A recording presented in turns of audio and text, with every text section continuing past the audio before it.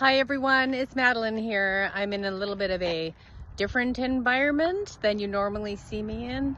I'm on a little bit of a road trip and it's going through a desert. I swear I just saw a rattlesnake, but anyway, I'm here. I live to tell the tale.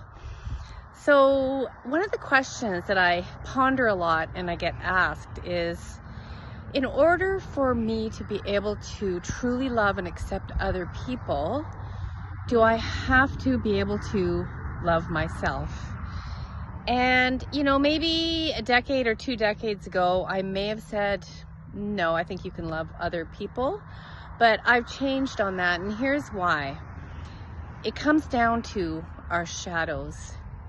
When you can fully love and accept all parts of yourself, you are able to, in other people, without getting triggered. So here's what happens. When there's a part of you, say there's a part of you that indulges, that overeats. Okay, so that's a part of all of us. Some of us can just accept that that's a part. But if that's a part of you that you find disgusting, that you hate, you are always going to get triggered in other people and not be able to love that part of them. So here's where we can flip it on our heads. We look at where we're triggered by people. We know that it's a mirror of what we're not loving in ourselves, and that's where we place our energy and attention. And that would be my answer to that question, hello, of whether you can love other people. Oh, here comes another biker.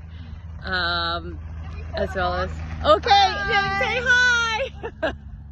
Oh my God, people. Funny. That's my answer to that question. So I'm on a mission. I do believe you can live in this world from a place of love and kindness. That includes all parts of you, not just your loving, kind parts. That's the biggest secret. It involves shadow work. And that is it loving. You can see I'm partly in light and I'm partly in shadow. Even the shadow parts, and that's what we dive into in Lioness Rising. I hope you'll join me. And the other option is my membership group, Aligned to Love.